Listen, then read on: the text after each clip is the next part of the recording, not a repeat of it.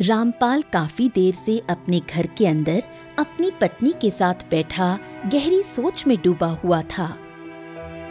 ऐसी गहरी सोच में डूबने से कुछ नहीं होगा। हमारे घर पर 2 दिन से कुछ भी खाने को नहीं बना। भूख से हाल बेहाल हुआ जा रहा है। ये सुनकर रामपाल की आंखों में आंसू आ गए। अरे भूख तो हमको भी बहुत तेज लगी है राधा। का कहें, जहाँ मजदूरी कर रहे थे वहाँ पर काम पूरा हो गया। राधा फूट फूट कर रोने लगी।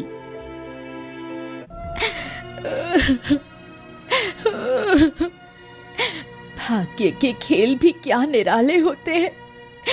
कल तक इतना था कि मैं दूसरों को उधार दिया करती थी, और आज इतना भी नहीं कि एक वक्त का आटा खरीद सकूं।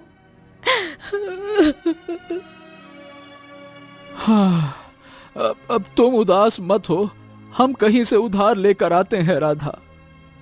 कहाँ से उधार लेकर आएंगे आप? मैं जानती हूँ कि आपको कोई उधार भी नहीं देता।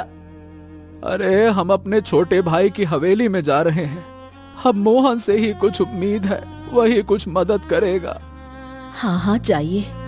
काफी दिन हो गए आपको अपने छोटे भाई के हाथों अपमानित हुए, तो अपने मन की मुराद पूरी करके आइएगा। मुझे पता है कि आपका भाई आपकी मदद नहीं करेगा, बल्कि आपको अपमानित ही करेगा। रामलाल कोई जवाब नहीं दे पाया और चुपचाप सीधे अपने छोटे भाई मोहन की हवेली की तरफ चला गया।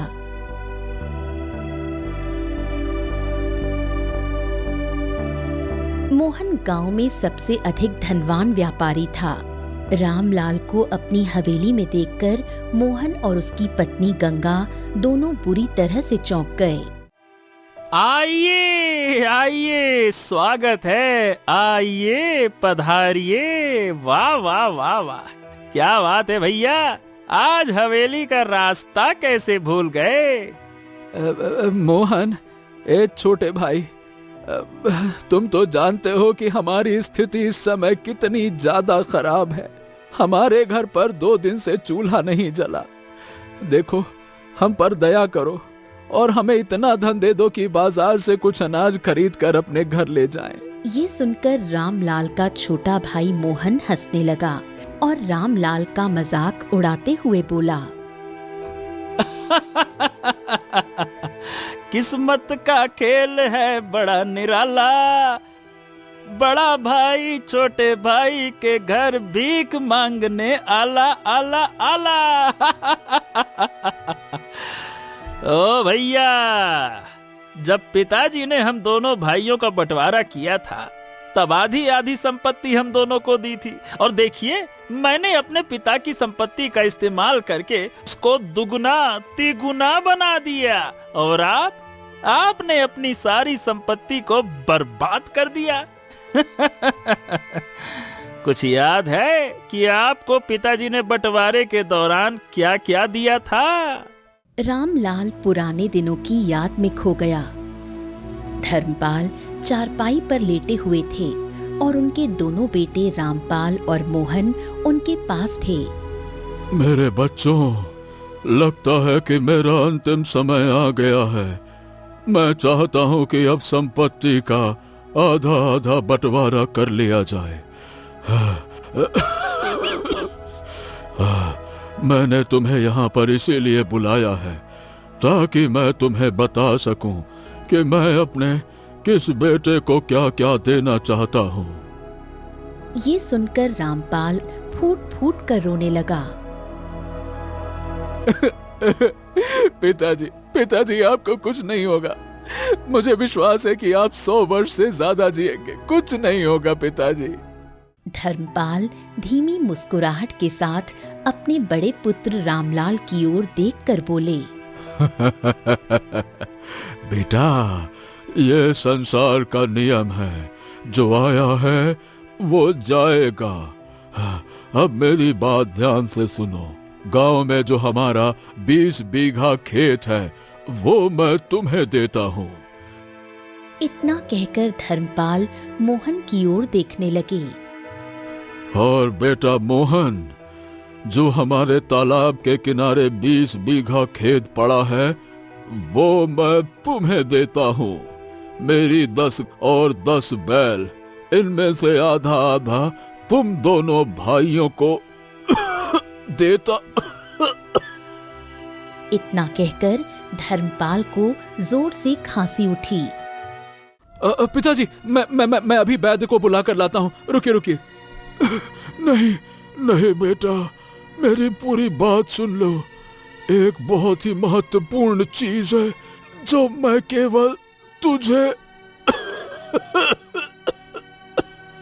इतना कहकर धर्मपाल फिर से जोर से खांसने लगे।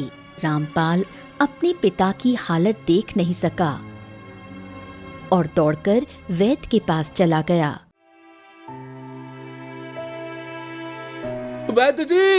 वैद्य जी जल्दी चलिए, मेरे पिताजी की हालत बहुत ज्यादा खराब है। उन्हें बहुत तेजी से खांसी आ रही है, जल्दी चलिए। वैद्य तुरंत रामपाल के साथ उसके घर पहुंचा। जैसे ही वैद्य ने धर्मपाल की नब्ज देखी, वो बोला, हाँ, देखो रामपाल, तुमने आने में देरी कर दी। अब तुम्हारे पिता इस संसार में नहीं रहे, माफ करना। इतना कहकर वैद्य वहां से चला गया और रामपाल फूट फूट कर रोने लगा। और फिर हम दोनों ने अपनी अपनी जिंदगी की नई शुरुआत की। तुमने पिताजी की कमाई सारी दौलत मिट्टी में बहा दी और मुझको देखो। मैंने पिताजी की सारी संपत्ति को जवाबदारी, चतुराई और मेहनत के बल पर दुगना कर दिया। और यही नहीं, इस गांव का चौधरी बन गया हूं मैं। मैं सब जानता हूँ मेरे छोटे भाई, क्यों बार बार पुरानी बातें दोहरा रहे हो। सारा गांव जानता है कि मेरी किस्मत खराब निकली, तो मैं क्या करूं? क्या करूं क्या? यही बात है भैया कि जिसकी किस्मत है खराब, मैं उसको नहीं दे सकता उधार। नियम तो नियम है। देखो भैया, मोहन तो केवल उसी को उधार देता है जिस पर उसे भरोसा होता है कि वो उधार चुका सकता है। और तुम्हें देखकर तो कोई भी व्यक्ति कह सकता है कि तुम किसी का उधार चुका ही नहीं सकते। इसी वजह से तुम्हें कोई गांव में पत्थर भी ना उधार पे दे। चलो भैया, नमस्ते। रामपाल की आंखों में आंसू आ गए और वो चुपचाप नजरें नीचे करके अपमानित होकर वहां से चला गया। रामलाल के जाते ही मोहन की पत्नी गंगा मोहन से बोली, जेठ जी बड़ी आस लेकर तुम्हारे पास उधार मांगने आए थे। तुम चाहते तो उन्हें थोड़ा सा उधार दे सकते थे, आखिर तुम उनके छोटे भाई हो। ये सुनकर मोहन गुस्से से अपनी पत्नी गंगा से बोला, बकवास तो बंद कर दे तू ना जानती। सुन, बचपन से लेकर आज तक पिताजी ने हमेशा बड़े भैया को ही प्रेम किया है और मुझको हमेशा नौकरों की तरह बर्ताव किया मेरे साथ। बस तभी से मैं भैया को बर्बाद करने का सपना देखा करता था। भैया कभी भी इस बात को जान नहीं पाएंगे कि आखिरकार उनकी किस्मत इतनी खराब क्यों है। ये सुनकर गंगा चौंक गई। क्या मतलब है तुम्हारा? मोहन अपने हाथ की अंगूठी गंगा को दिखाते हुए बोला, ये देख, इस अंगूठी को देख रही हो गंगा? हाँ, ये अंगूठी काफी समय से तुम अपनी उंगली में पहने हुए हो। बहुत ही साधारण सी अंगूठी है। तुम तो इतने धनवान हो कि हीरे की अंगूठी भी पहन सकते हो। ये कोई साधारण अंगूठी नहीं है भाग्यवान। ये अंगूठी एक चमत्कारी अंगूठी है। आज मेरा व्यापार जो इतना बड़ा है ना, ये केवल इसी अंगूठी की वजह से है। हाँ। इतना कहकर मोहन हंसते हुए वहां से चला गया। उधर रामपाल मुंह लटकाए हुए अपने घर लौटा और फूट फूट कर रोने लगा। मेरी तो वैसे भी मर्जी नहीं थी कि तुम अपने छोटे भाई के पास मदद मांगने के लिए जाओ, पर मैं चाहकर भी तुम्हें रोक नहीं सकी, क्योंकि भूख ने मेरा हाथ बांध रखा था। चलो राधा, अब हम इस संसार में नहीं रहेंगे, जंगल चलते हैं। जंगल में फल तोड़ने से कोई रोक टोक तो नहीं करता, देखते हैं वहां क्या होता है। चलो। राधा मजबूरी में हाँ कर देती है और रामपाल के साथ जंगल की ओर चल पड़ती है। जंगल के अंदर जाकर रामलाल को एक फल से भरा हुआ वृक्ष नजर आता है। जैसे ही वो उस वृक्ष के फल तोड़ने जाता है, तभी उसके कानों में एक आवाज टकराती है। रुक जाओ, उस वृक्ष के फल मत तोड़ो, वो एक श्रापित वृक्ष है। उस वृक्ष पर एक दानव का शासन है। अगर तुमने उसके फल को तोड़ा तो वो दानव बाहर आ जाएगा और तुम दोनों पति पत्नी को मार डालेगा। रामपाल जैसे ही पीछे पलटकर देखता है तो एक साधु खड़ा हुआ उसे घूर रहा था। हाँ, तो ये तो अच्छी बात है ना साधु महाराज। भूख से मरने से अच्छा है कि हम दोनों पति पत्नी दानव के हाथों मारे जाए। वैसे भी इस घने जंगल में केवल यही एक फलदार वृक्ष नजर आ रहा है। मर जाने दीजिए, मर जाने दीजिए। शांत हो जाओ बच्चे, शांत। सुनो, यहाँ से 10 कोस दूर एक दूसरा जंगल शुरू होता है। वहां तुम्हें बहुत अच्छे फल मिल जाएंगे। लेकिन साधु महाराज, हम दोनों पति पत्नी 2 दिन से भूखे हैं। वहां तक जाते जाते ही हम मर जाएंगे। इससे बेहतर तो यही है कि हम इस वृक्ष के फल को तोड़कर पहले अपनी भूख शांत करें, फिर दानव हमें जब चाहे मार डाले, हमें कोई परवाह नहीं। उन दोनों की बातें सुनकर साधु को बहुत तरस आया। तुम्हारी शक्ल हमें किसी की याद दिलाती है। क्या तुम धर्मपाल के पुत्र हो? हाँ हाँ हाँ, ये तो मेरे पिताजी का नाम है। लेकिन आप उन्हें कैसे जानते हैं साधु महाराज? तुम्हारी शक्ल धर्मपाल से बहुत मिल रही है, इसीलिए पूछा। अच्छा ये बताओ, धर्मपाल अब कैसे हैं? हाँ, पिताजी इस संसार में नहीं रहे, वो इस दुनिया को छोड़कर चले गए महाराज। मैं आपको बताता हूँ क्या हुआ। इतना कहकर रामपाल शुरू से लेकर अंत तक सारी घटना साधु को बताता है।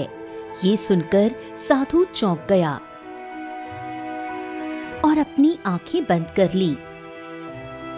कुछ देर बाद उसने आंखें खोलकर रामपाल की ओर देखा। तुम्हारे साथ तो बहुत बड़ा धोखा हुआ है रामपाल, और जिस मूर्ख ने तुम्हारे साथ ये धोखा किया है वो नहीं जानता कि उसने अपनी ही बर्बादी को बुला लिया है। हाँ, धोखा? किस तरह का धोखा साधु महाराज? जिसने भी तुम्हारे साथ छल किया है रामलाल, उसका चेहरा बहुत जल्द तुम्हारे सामने होगा। नियति और किस्मत के खेल बड़े निराले होते हैं रामलाल। अक्सर आदमी दूसरे की किस्मत को छीनने का प्रयास करता है लेकिन वो नहीं जानता कि जो जिसकी किस्मत में लिखा होता है वो उसे मिलकर ही रहता है, और किस्मत के लिखे हुए को कोई नहीं छीन सकता। इतना कहकर साधु ने मंत्र पढ़ा। अगले ही पल साधु के हाथ में कुछ मुद्राएं प्रकट हो गईं। साधु ने उन मुद्राओं को रामपाल को पकड़ाते हुए कहा, इन मुद्राओं को ले जाओ, इससे तुम अपनी और अपने पत्नी की भूख शांत कर सकते हो। और हाँ, याद रखना, नियति अभी तुम्हारी और परीक्षा लेगी, परंतु तुम हिम्मत मत हारना। तुम देखोगे कि तुम्हारी किस्मत कैसे बदलती है। ओम नमः शिवाय। इतना कहकर साधु वहां से चला गया। रामपाल की समझ में कुछ नहीं आया और वो अपनी पत्नी को लेकर अपने घर लौट आया। घर पहुंचते ही रामपाल सबसे पहले कुछ अनाज लाता है और दोनों पति पत्नी पेट भरकर खाना खाते हैं। साधु महाराज की बातों पर गौर करना चाहिए। उन्होंने कहा था कि अभी और मुसीबतें आएंगी, लेकिन तुम्हें हिम्मत नहीं हारनी है। हाँ, तुम सही कह रही हो राधा। मैं आज से ही काम के लिए लगातार प्रयास शुरू कर देता हूँ। कुछ तो मिलेगा ही। इधर मोहन अंगूठी को निहार रहा था कि तभी एक मैना पक्षी उड़ती हुई वहां आती है। उसके शरीर से खून बह रहा था। अरे रे रे रे रे रे, इसके शरीर से तो खून निकल रहा है। ऐसा लग रहा है कि जैसे किसी ने इसे अपनी नुकीली चोट से घायल कर दिया। ओहो हो, लेकिन ये मेरे हवेली के फर्श को गंदा कर रही है। रुक जाओ। इतना कहकर मोहन मैना को उठाकर बाहर फेंक देता है। मैना पक्षी दोबारा उड़कर मोहन के पास आती है। अब वो क्रोध में प्रतीत होती है। तेरे पास एक मौका था इंसानियत दिखाने का, जो तूने गंवा दिया। अरे बाबा रे बाबा, ये क्या? हे साला, एक मैना पक्षी को मनुष्य की भाषा बोलते हुए पहली बार देख रहा हूँ। तो तू जरूर कोई चुड़ैल, पिशाच या जादूगर है ना? ना मैं जादूगर हूँ, ना कोई पिशाच और ना ही चुड़ैल। तू स्वयं को आईने में देख। क्या है तू? तू एक चोर है। जिस अंगूठी को तू इतनी देर से निहार रहा है, वो अंगूठी किसी और की अमानत है, जिसे तूने चोरी से हासिल किया है, और उसी की वजह से तू इतनी बड़ी संपत्ति का मालिक है। अरे, तुझको कैसे पता इस बारे में? सवाल ये नहीं है कि मुझे कैसे पता, सवाल ये है कि क्या ये सच है या झूठ। सफेद झूठ। ये अंगूठी मेरी ही थी और मेरी ही रहेगी। इसे मुझसे कोई नहीं छीन सकता। हाँ। चिंता मत कर, ये अंगूठी तेरे पास ज्यादा समय नहीं रहेगी, क्योंकि जो जिसकी अमानत होती है वो एक ना एक दिन उसे जरूर मिलती है। इतना कहकर मैना उड़ जाती है और दूर जाकर रामपाल के घर के आंगन में गिर जाती है। अरे ये क्या? ओहो हो, इसके शरीर से तो खून बह रहा है। आहा, रामपाल तुरंत मैना को उठाता है। राधा, ए राधा, जल्दी करो, इसे वैद्य जी के पास ले चलते हैं। चलो चलो। तुम सही कह रहे हो। हाँ हाँ, जल्दी चलो। रामपाल वैद्य के पास पहुंचता है और मैना पक्षी को दिखाता है। वैद्य जी, ये हमारे घर अचानक से उड़ती हुई आकर गिर गई। इसके शरीर से बहुत खून बह रहा है, देखिए तो। वैद्य कुछ जड़ी बूटियां लगाता है। कुछ देर में खून बहना रुक जाता है। हाँ, देखो, इसके भीतर का घाव बहुत गहरा है। तुम्हें रोज इसका इलाज कराना होगा और उसके लिए धन का अच्छा खासा इंतजाम भी करना होगा। कर पाओगे ना? अब आप उसकी चिंता मत कीजिए वैद्य जी, मैं कुछ भी करूंगा, लेकिन इसका इलाज जरूर करवाऊंगा। मैं किसी को भी मुसीबत में नहीं देख सकता, चाहे वो इंसान हो या पक्षी। हाँ। तो फिर ठीक है, कल इसको फिर से ले आना। जाओ।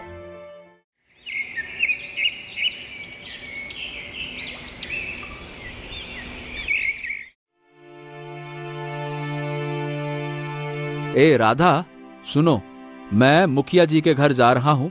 सुना है कि उनके बहुत सारे खेत हैं, तो शायद उन्हें मजदूर की जरूरत हो। इतना कहकर रामपाल घर से निकलता है।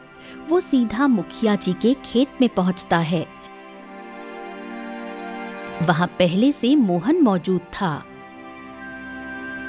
आहा, बड़े भैया, क्या बात है? मुखिया जी के खेत में क्या फिर से उधार मांगने आए हैं क्या? नहीं मोहन, मैं उधार मांगने नहीं, काम मांगने आया हूं। मोहन हंसते हुए वहां से चला गया। मुखिया जी प्रणाम, मुझे काम की सख्त जरूरत है। अच्छा हुआ रामपाल जो तुम आ गए। अगर थोड़ी देर करते तो मैं किसी और को काम दे देता। मुझे खेत में एक मजदूर चाहिए। तुम एक काम करो, आज से ही काम शुरू कर दो, है ना? चलो चलो लग जाओ। इतना कहकर रामपाल काम करने लगा। काम करते करते रामपाल की नजर जमीन पर पड़ी एक अंगूठी पर पड़ी।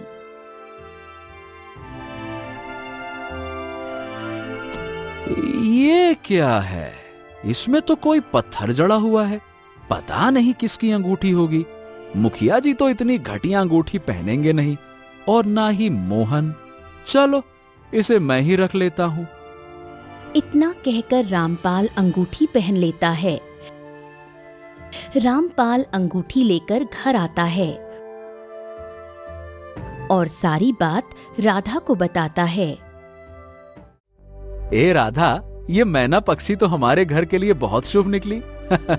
पता है, मुझे काम नहीं मिल रहा था, देखो अब मिल गया।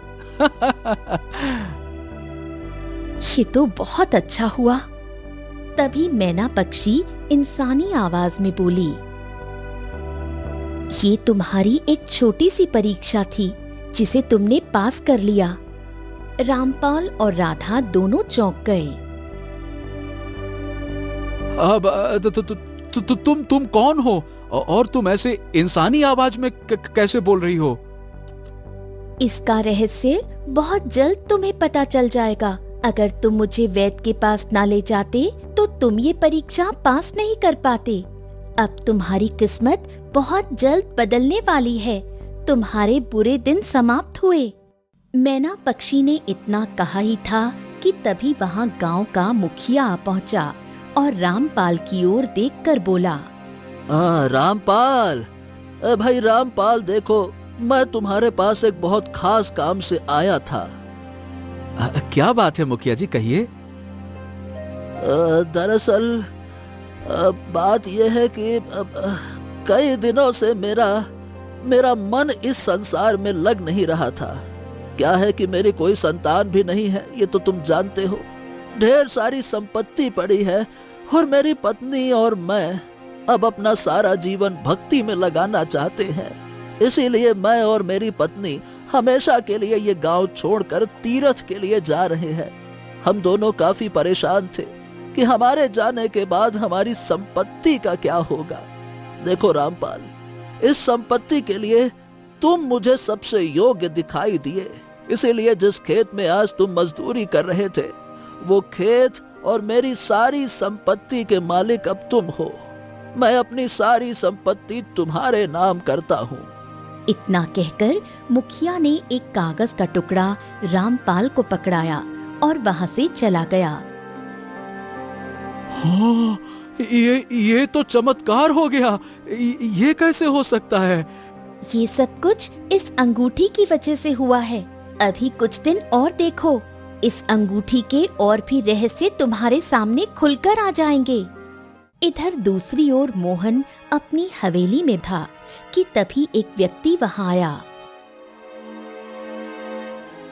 मोहन बाबू, तुमने अपने खेत और सारी संपत्ति गिरवी रखकर साहूकार से बहुत सारा धन लिया और उस धन से तुमने दूसरे देश से रेशमी कपड़ा खरीदा। तुम्हारा माल समुद्र पार जाकर बिकने वाला था, मगर रास्ते में समुद्री लुटेरों ने हमला कर दिया और सारा माल लूट ले गए। इतना कहकर वो व्यक्ति चला गया। मोहन अब सिसकते हुए गंगा के पास गया।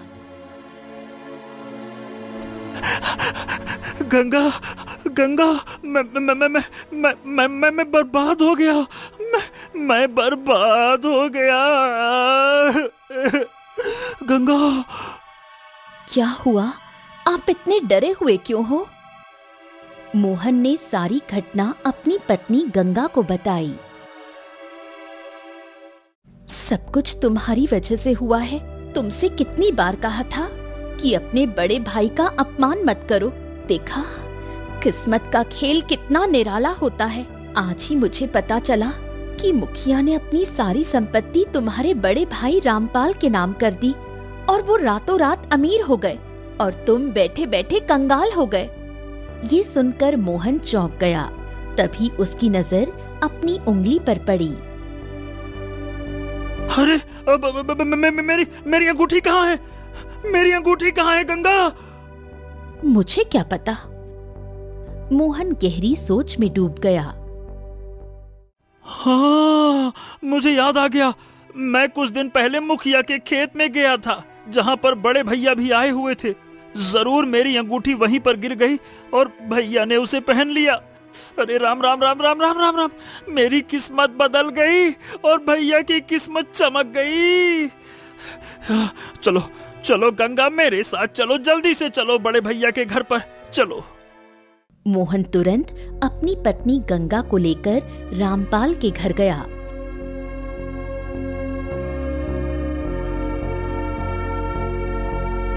अपने छोटे भाई को देखकर रामपाल चौंक गया। मोहन, मेरे छोटे भाई, अच्छा हुआ तुम आ गए। मैं तुम्हारे पास ही आने वाला था। अरे क्या आने वाले थे? तुमने जो हाथ में अंगूठी पहन रखी है, जल्दी से उसको मुझको दे दो। अरे भैया, वो अंगूठी मेरी है, लाओ लाओ, दे दो दे दो। ये सुनकर रामपाल चौंक गया। अच्छा, ये तुम्हारी अंगूठी है? ये तो मुझे मुखिया जी के खेत में मिली थी। हाँ हाँ, वो वहां मुझसे गिर गई थी, मेरी उंगली से गिर गई होगी। अब मुझे याद नहीं रहा, आज याद आया है, जल्दी से दे दो भैया। रामपाल अंगूठी मोहन को देने ही वाला था कि तभी मैना रामपाल से बोली, उसे अंगूठी मत देना, वो अंगूठी मोहन की नहीं बल्कि तुम्हारी है। ये सुनकर रामपाल चौंक गया। अरे तू तो वही मैना है ना जो घायल होकर मेरे घर पर आई थी? हाँ।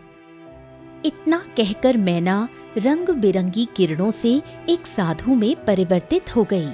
वही साधु जो रामपाल और राधा को मिला था। साधु महाराज, आखिर ये क्या रहस्य है?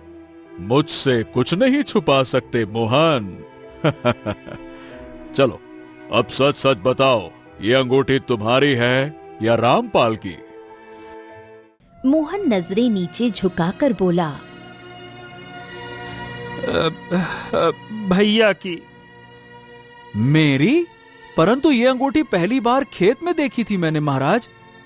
तुम्हें याद है जब तुम्हारे पिताजी का अंतिम समय था और वो तुमसे कुछ कहना चाहते थे? हाँ, अचानक से उन्हें जोर से खांसी उठी और मैं वैद्य जी को बुलाने चला गया था।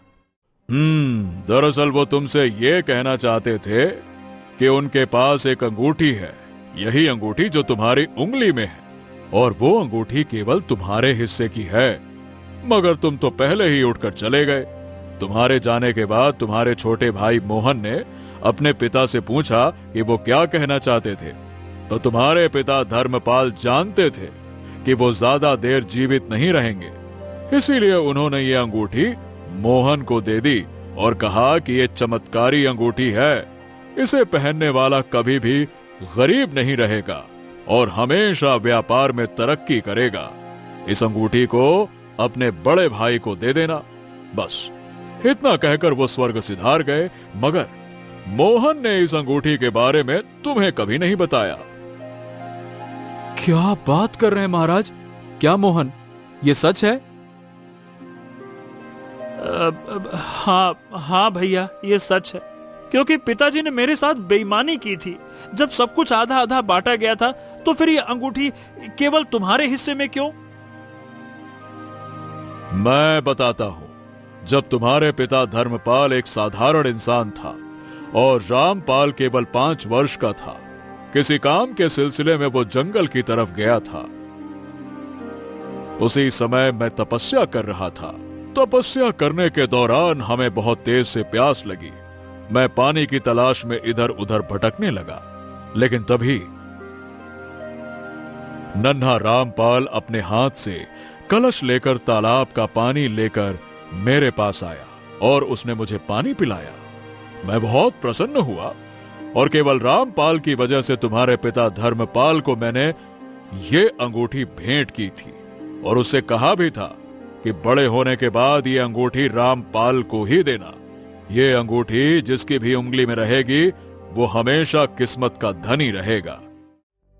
और मैंने ऐसा करने के लिए धर्मपाल से वचन लिया था और तुमने ना केवल बेईमानी की बल्कि अपने पिता धर्मपाल की आखिरी इच्छा को भी नहीं माना। इसीलिए अब तुम हमेशा गरीबों के गरीब ही रहोगे। मुझको क्षमा कर दीजिए महाराज, मुझसे गलती हो गई। ए भैया, बड़े भैया, तुम तो क्षमा कर दो।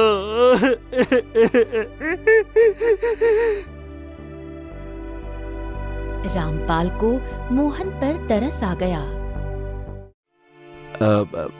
साधु महाराज, देखिए ये जैसा भी है तो मेरा छोटा भाई, इसको क्षमा कर दीजिए ना। देखा मोहन, तुमने तुम्हारे मन में अपने बड़े भाई के लिए कितना मैल था, लेकिन तुम्हारे इतने बड़े धोखा देने के बावजूद भी रामपाल अभी भी तुम्हारी चिंता कर रहा है। तुम्हारे पिता जानते थे कि रामपाल मन का कितना अच्छा है, इसीलिए उन्होंने तुमसे ये कहा था कि ये अंगूठी रामपाल को ही देना, क्योंकि वो जानते थे अगर रामपाल धनी रहेगा तो उसके साथ साथ तुम भी धनी रहोगे, क्योंकि रामपाल हमेशा अपने छोटे भाई का ख्याल रखेगा। समझ गया, सब समझ गया। माफ कर दो बड़े भाई, माफ कर दो।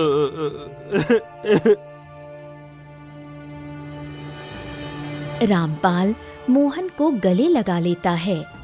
साधु रहस्यमयी किरणों से वहां से गायब हो जाता है और उसी दिन के बाद दोनों भाई फिर से साथ साथ रहने लगे। देखते ही देखते रामपाल की किस्मत बदल गई और वो अपने गांव का सबसे धनवान व्यक्ति बन गया।